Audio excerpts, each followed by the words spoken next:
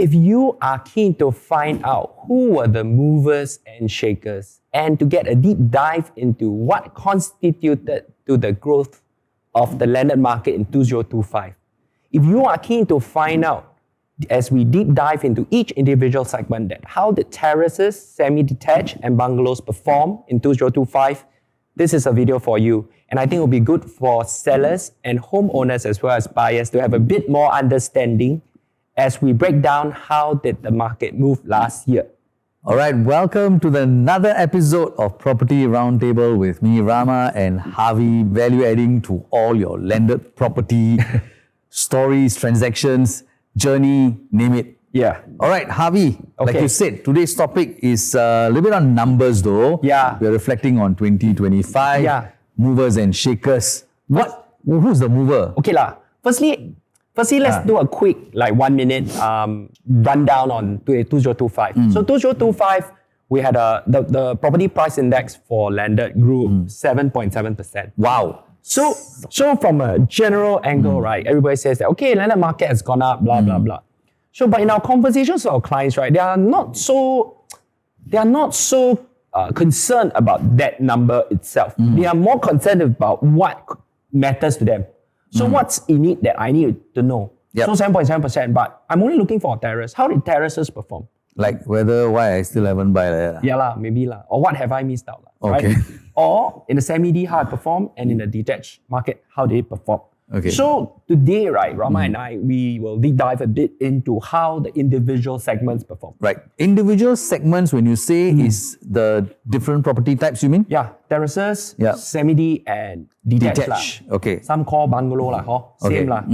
So we will attach the charts on the screen, but just so you know, right, for the terrace segment in 2025, right, Yep. the market actually grew from Q1 to Q4, right? The per square foot median is about $2,000 per square foot. Wow. Okay, that's for terraces, huh? So okay. from Q1 to Q4, right, just from a per square foot basis of a price growth, right, if I draw a line chart, right, Yep. it grew by about 10.2%. What's the volume, bro?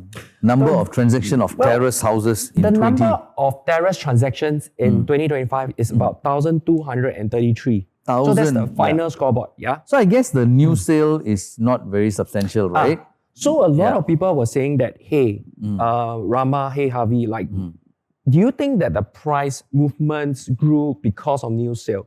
So let's account first for the volume of new sales in the terrace market. Yep. So in 2025, right, the most active new builds amongst the three segments is actually happening in terraces. Yep. So we saw a growth of 49 new sales in 2025. Out of the 1,233 that Harvey mentioned. Yeah. So, I mean, if you look at it from a ballpark, that's still less than, that's still less than, 50 out of... Another interesting point is there were also sub-sales last year. Yeah. A good number, a handful I would say. Five. So 5 sub-sales happened, meaning that someone bought something new before it was ready, they actually sold it. Okay? So, in that number, right, when we look at terraces, right, so for the buyers out there who are looking at terrace market, right, you can see from two perspectives, okay? It's either A, you missed the boat, right, and you better move fast, or B is, I think that out of all these transactions, right, there will still be pockets of value, which is what usually we search for, Property Roundtable. We search for value propositions. But for this conversation today, right, we just want to let you know that a median per square foot is 2,000. Yep, we will flag it up on the charts later on. You would see the growth, Actually, what we wanted to refer back, right, was about 2 years ago, we actually did an episode. We talked about landed market going towards $2,000 per square foot. Right. And at that time, my esteemed colleague here, right, was likening that to the new launch market. Yeah. Because Rama had mentioned that the new launch markets were consistently growing towards or have been beating $2,000 per square foot across the island. Yep. And some of the viewers didn't resonate with him on that. However, right, it's been proven through time that the price growth has been slow and steady. And we look at the median per square foot, meaning that across the island is about $2,000 per square foot. Yeah. $2,000 per square foot, right? I need to clarify, right? It's on the land size. Yes. So if I sell my house for $4 million, my land size is $2,000. The per square foot we are talking about here is $2,000 based on the land. Yep. Now, what sits on top, right? It's different for every house. Yes. But for a unit of measurement in landed, we always talk about on land. That means per square foot is on land. So now, so whilst the terrace buyers are fretting, right, or thinking what to do next, right? We will go to the semi-Ds Let's now. go and talk about the semi-Ds. And for the terrace homeowners in the market, right? Yeah, good lah. You know? Got very healthy lah transactions. 1,003 transactions is very healthy. But before Harvey goes on to the semi-Ds, right, I have to tell you all, I'm pleasantly surprised because if you all go back to all our previous episodes, right, I'm a terrace house person because the numbers are more there. I always say terrace house is popular, but I have to mince my words now. After 2025, I think people are starting to like semi-Ds a lot more too. I think it's a natural progression, or for some people, they are taking a very long-term view on landed, which is very common.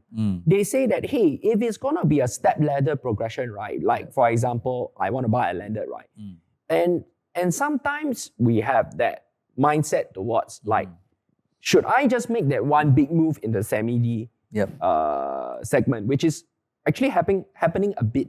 And in one of our topics we're going to cover in future, right, we're actually going to talk about a bit more interesting things like semi-D, why you should consider it and things like that. But for the time being, right. What is the volume, bro, for the semi-Ds transacted? Semi-D, as it resonates, there's the most number of terraces. Firstly, there's most number of the landed homes are terraces. Yes. Then second is semi-D, then third is detached. So it would resonate. So for semi-Ds, right, in 2025, there were about 651 transactions. Wow, okay. And of that, how many were new sale, bro? A very, a single digit volume, 5, only 5, which forms 0.8% of the total market. Yep. Yeah.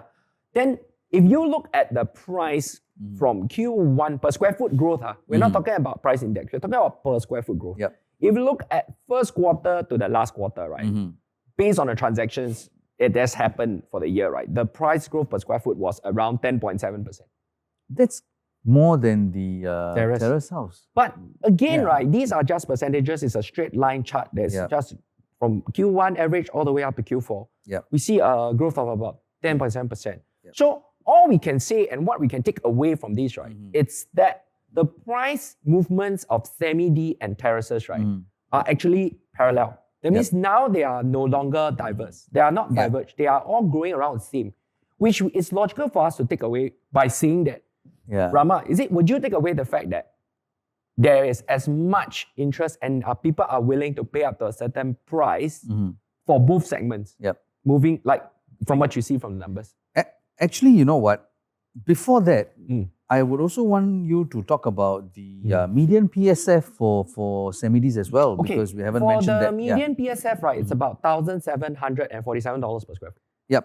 I totally understand what you were talking about earlier on, but you know, if we can't get to the audience on a one-to-one basis by showing them certain stuff, I mean, we can put it up here, but how well we can get it to them, I don't know. But I understand what you mean. All right, because previously, the growth of each different property types were not like this. But what is happening right now, as you say, they are growing in tandem. That means it's the median prices, if you notice from the graph, right, which we are holding on to right now, I hope you will flag it up here, is going in tandem. It's amazing to see that, However, right, you will see that the median per square foot, right, it's about 1,750. It's still about $250 difference from terrace. But again, right, it resonates, right? Because sometimes the smaller the plot, the higher per square foot. So it's a quantum game in terrace, and perhaps semi-D still puts a lot of emphasis towards the land size as well as the built-up. So that being said, with just a snapshot to let you know that semi-D also performed very well. This is collectively all types of semi-Ds. When we say all types of semi-Ds, we are talking about the different zones the semi-Ds are sitting on, the different width the semi-D has, the different length the semi-D has, the different plot shape, size the semi-D has. Okay, so it includes everything. Okay. Yeah. So for those who are semi-D owners or looking at semi-Ds, right, it's good for you to know that at today's market, right, if you're out in the market, you're looking generally at a price for, as a comparison, it would be averagely about $1,750. Or if you see something below it, you can mark it down because of the size of the house or whatever. But if you're not too sure, then of course, we are always here for you to work with you. The word is work with you. PRT is we are realtors. We value add to clients' journey by working together with them. Not so much as, oh, you have one agent serving you and the agent doesn't know anything, then you come to us as a help desk. I think, let's be fair, right? We've been in this business for 2 years plus, doing this channel already. I think we've done enough transactions of sales of condo up to upgrade all the way up to buying a bungalow for our clients. So I think in that sense, we can definitely value add. So for the detached market then, Rama, very interesting. Yes, the detached market, right, actually has the least number of homes in Singapore. Okay, but the detached market had a very healthy transaction volume, was 226. Yep, which is quite good actually. Which is quite good. Yeah. So the median per square foot, right, is actually 1,818. Yeah. Which is actually, funnily, is higher than semi-Ds. Okay? In 226 transactions. Okay? But I know Rama is going to ask me the next question. Bro, how many new sales were there? New built homes. Yep. Actually, not far from semi-D. Yep, also not far. 3. Okay. 3 new sales were done. But this, again, is very fair because you don't have many new built detached homes in the market, or maybe at this price point, the quantum being big, and when it's new, it's priced at a premium, right? It's very natural that there are less transactions. True. But it is also very real that there are less stock in the market available for sale. But you would also notice later part of this video why we are talking about the new sale, although the numbers are insignificant as compared to the total volume transacted. There is a reason behind this, why we are pointing this out. Right? Okay. So why do we name this video the movers and shakers? Whatever that happened in front, right, these are all numbers. But if you want to deep dive, right, for example, you want us to deep dive into who were the movers and shakers, I would say that, okay lah, like Premier League like that, like who is the leader and who are like the behind the chart. But only thing here is we have the property types as the candidates on one corner, and then we have the districts in another corner. So we're just gonna do those things. So for a snapshot, right, we are just gonna highlight 20 transactions in each segment. And the caveat that we are going to put up is that we will rank them based on a per square foot. Because the only way for us to compare, like, or let you know, right, is how well did the per square foot in each individual segments perform.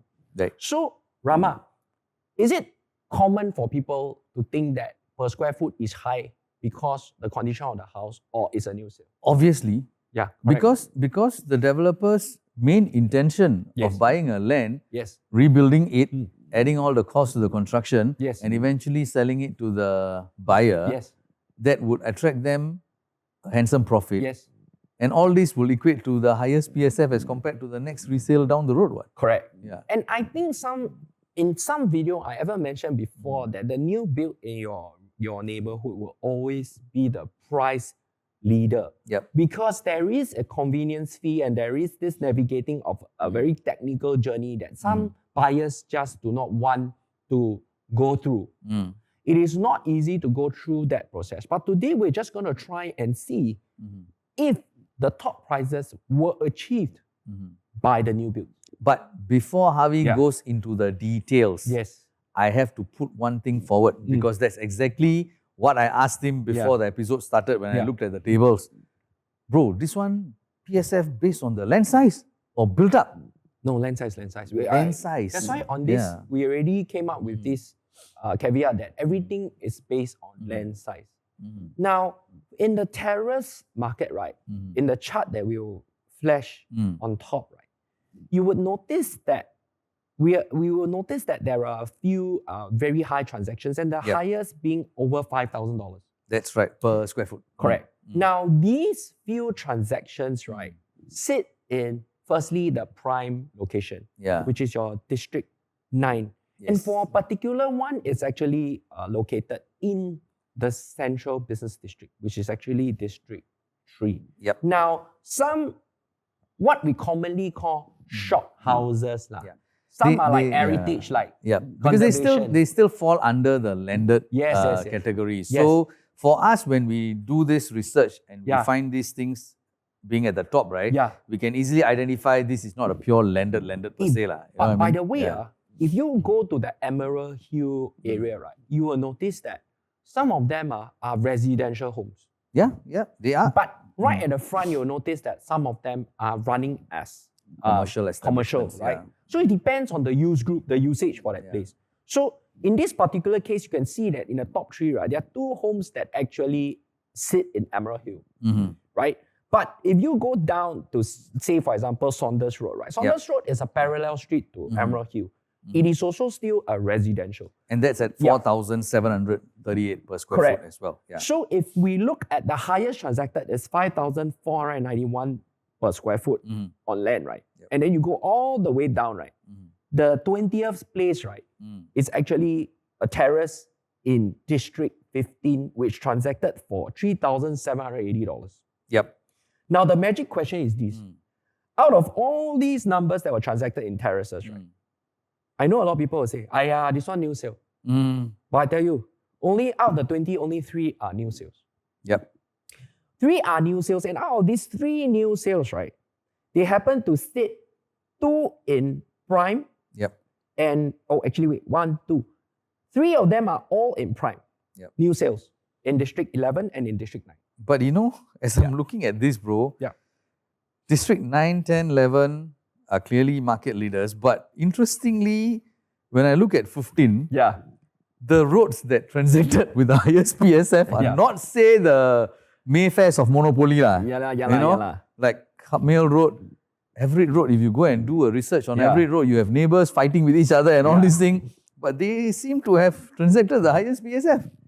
I think most people would agree that outside of your prime districts of 9, 10, and 11, that District 15 is the undisputed price leader in the rest of the world, rest of prime. But I also have to say, yes, we are looking at the data here to come up with this episode. Okay, so naturally, we are also shocked why the new builds are not the market leaders in terms of PSF. Yes. But that also goes to show, because we know, we had a discussion on this as well, with Harvey, that a lot of people today, they actually rebuild their house. And they continue to stay there. Yes, and they continue to market. Correct. So that is actually new build. Correct. But becomes resale because they're still staying there. Yes, correct. Right? So it becomes like the next available stock that is new enough. It's market forward. It's real as the property is landed market forward, where the property is built with a future in mind that it would be able, the people who buy are able to grow into. It's relevant to today's market. So people would see it almost like a new sale. Investment come own stake. Yes. Everyone can be developer. Yes. Owner must think like developer when you build. Because that day, I will share you, bro. I went viewing with one of our clients, right? So say, for example, S&A, their name short form. And then I saw this damn sad house. It's like, it's very sad. I cannot name the house. But we went in, right? It's a 2-story, it's a new build. However, right, the land size is quite big, 2,000 plus. However, it's been on the market for more than 1.5 years. There's 2 stories. 2,000 plus square feet land. I went in thinking that it would be it would probably wow us a little bit, right? It's probably how we're gonna like maybe improve the layout. It was quite inefficient. The ground floor room is very small. And upstairs you have 3 rooms. One master bedroom is very big, and behind the 2 rooms are very small because, right, to achieve that 12 meters height, which they wanted to maximize, right?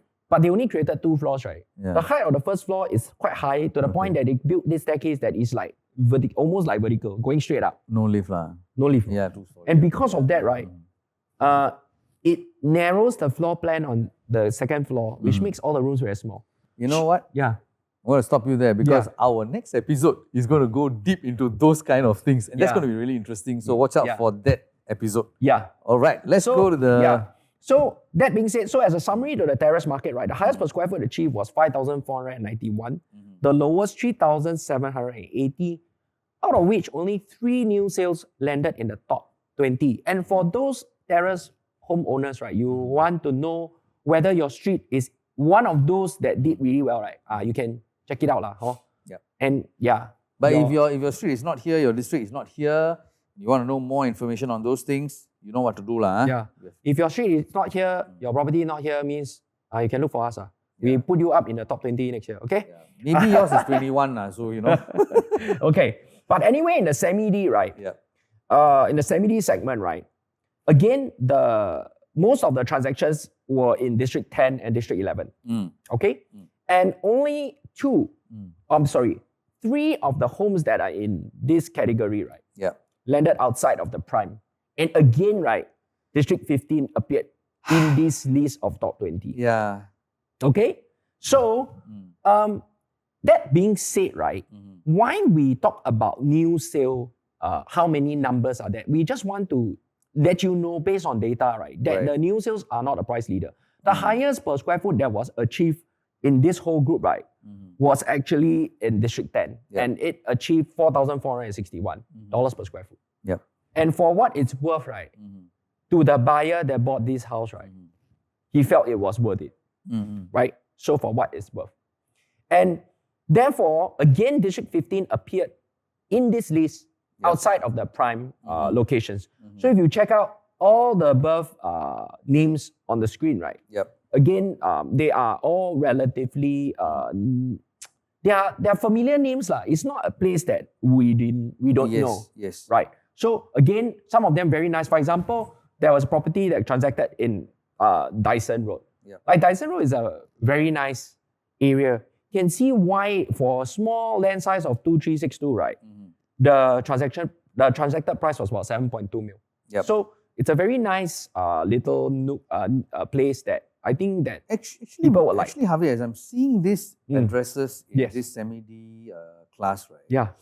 I note a few things. Like for example, there's a new sale at Gentle Road. And there's a new sale or sub-sale at Palm Road. Just want to say the Palm Road sub-sale is actually a new sale. Okay. So the new sale, someone must have flipped lah. Correct. It became a sub-sale because I am 100% sure this is not TOP yet lah. Okay. And there are a lot of new builds in this district that is yet to be sold. And would be sold in the next few months. And I'm very sure about it because of the entry price is really good. So if you guys are interested in those things, do check with us. And they will come under the 2026 movers and shakers unless, bro, because they come in the first quarter of 2026. After that, price move up again and then they fall back. Right? Correct. Now, of course, to the 226 transactions in the detached market, right? We highlight the top 20 lah. And of course, some of these names you will find familiar. They happen to sit in good class bungalow areas. Or they happen to sit in very prime locale. It doesn't have that good class bungalow size, nor the good class bungalow. It's not under GCBA. Good class bungalow area. But being that it's so prime and it's probably on the school street, what the international schools or school street or the school zone, that it's still very sought after. The highest being 4,173 and the lowest being 2,674. And it is very amazing that certain plots with the size can still achieve such a high per square foot. So notably, we have 3 transactions that set above 55 million last year, as well as it being a per square foot above $3,500. But as we speak, right, there are a lot of other properties, especially the category of new builds. And new builds where the owners are also staying inside there because they have no urgency until they get the price that they want. I can assure you in this popular districts of 9, 10 and 11, there are properties that are transacting at 4,000 plus PSF easily. Yeah. Easily. Yeah. Easy. Because you can see Yeah. for detached house, right, the highest being 4,173 per square foot. Yes. I'm telling you, there's a lot more that is above this price on the market, in the market now, okay? Correct. Yeah. So, yeah, just anyway, right, this information was gleaned from our agency's proprietary system. Yeah. We are able to generate more as well. But let's just put a caveat that if any of this information, right, the land sizes will be approx. The price is as per caveated. Those deals that are non-caveated, we won't know. So let's not put anything on that. And in the type of sale, if it puts as a resale or a new sale, right? And if there's anything that's not absolutely accurate, we just apologize for that. But I just want to be clear that that's why we are a bit sensitive when we throw all this kind of data out there, because we just want you to be clear that some of this data, we can't verify every single one of them. So for the land size, it's definitely a prox. The price is caveated. The type of sale as per lodge in the market. If it's a resale, we'll put it as a resale. If it's a new sale, it's a new sale. Anything that's wrong, sorry, please do not fault us for that. This episode was actually necessary, but I always tell Harvey, I don't really enjoy this type of episodes because it can get a little bit taxing, boring maybe, because a lot of numbers and I think it is boring for those people Yeah. who are still in the market searching because you don't care about what is happening now in terms of the top 20. Right, bro. And at the same time, Yeah. you would be surprised. This is exactly the details, the figures, the facts, the numbers that a buyer needs to make a decision at a point in time where he or she is searching for a property in these districts. Because the first thing they ask, wow, the PSF like that. But you see what's the PSF that's been transacted. So we need this information at the fingertips, for you to make a decision. What's happening in the market. Correct. And of course, we only snapshot the top 20. I mean, there's a lot more. The lot more will actually showcase like what are the real market transacting, right? So which is why we go back to the median per square foot. So if you have missed totally everything and you couldn't give a damn about what all those things are, because not my problem. My house didn't sell for record price, so not my problem, right? But I want to be high record price, I haven't achieved that. But just so you know, right, number of median per square foot, terrace 2,000, semi-D 1,750 approx, detached 1,800 out of 226 transactions, which is very amazing. So you can see all guns firing. But by the way, right, detached, right, the price point, if you look at the per square foot growth from Jan to December, it's actually flat, So it was it started a year this way, ended the year this way, meaning that the expectation of the buyers or the transactions that are happening is quite stable. So the expectation is around there. And I think that it is a good point to note. And we have data like this for every single year. So what we do, like today, whatever we discuss is how we wanted to present it to you. But if you're on a one-to-one session with our clients, we go back like 5 years in the same district, same type of filters, how it has performed, how much has it gone up, what are the patterns, It's boring, but I like it. So in a nutshell, we will summarize today's episode with one or two observations. One observation is that it doesn't matter at the end of the day, right? Whether it's new build or if it's a resale. I think premiums will be put on things where the buyer deem fit. These like price leaders, right, are not going to happen all day. It's not going to happen all the time. It's not everybody's going to achieve this kind of pricing.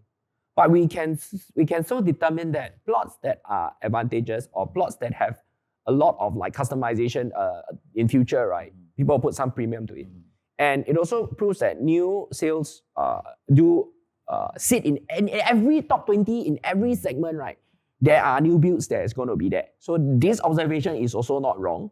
So that people do pay a premium for new builds. And also the last but not the least, right, is that, this one, it will be controversial. District 15 appeared in all three.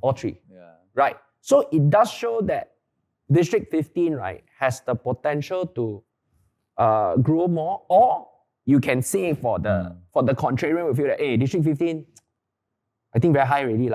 I think if we want to look for value growth, right, And if you watch back to some of our episodes, right, we have actually been talking to people about certain districts that we feel that have the potential to grow, right? Yeah. I mean, we won't repeat in this episode again because you can go back and watch those districts, like our predictions for the market, right? This is our talk session. 15. I see that data, right? Well, then buy 14 and 16, no? Hey bro, you're supposed to watch. You're supposed to watch the videos. But anyway, hopefully this episode allows you to have a deeper understanding. It's too dry, it's too boring to have a full episode. So if you need more data, if you want to appoint us to work with you, right, and then work with this kind of information, then please approach us. We have a description below for you to contact us. And again, I speak this from the bottom of my heart and Rama that we do need to focus on clients that appoint us exclusively. I mean, please don't be offended if certain things that you have already done or looking to do, or you have another agent that's working with you. I can't give my comment because he or she has another take on the market that he or she feels. And they could be absolutely right or they could be absolutely wrong. I could be absolutely right, I could be absolutely wrong. It's your choice to pick and choose who is by you to do this. Yep. But of course, we have been in the market and doing this for a long time. And we have like selflessly shared a lot of knowledge and info. And we didn't charge a single cent to anyone. But all we appeal to you is if you come to us, just work with us. The only way for us to even get remunerated is if you work with us, right? So, one last thing. We also got sell condo for the very last time I see it. We also got sell condo one. It's just that this channel only focuses on landed because a lot of people talk about condo, but they don't. Then they think that we can't do this. But we have passion for landed. That's why we do this. Okay, so if you like what you watched so far, or if you want a bit more information, and if you want to have a serious discussion with us on your journey, right? Especially if you want to sell, you can contact us. Why we say if you want to sell? Because a lot of this data, right, actually is more important to the seller. Why I say that? Because the seller is having a hard time determining what price they should be pricing. Yep. So one way to know what price they should be pricing is to have a bit of a competitive study of not too far out of your And zone. sellers, one thing we cannot show you in this episode is the house number. no house number. You see, whatever data we have is already transacted. Yeah. What is in the pudding? Proof is in the pudding. In the pudding. Yes. But for sellers, right, we also have another set of data, but that one is not in the pudding. It's right there being sold right now. We know exactly what are the houses and how much PSF they are transacting or being listed for. So that's a totally different set of data. Yeah. So, again, it's a consultative process. So hopefully this breaks it down a bit more detailed because we had already done our review for the year for 2025.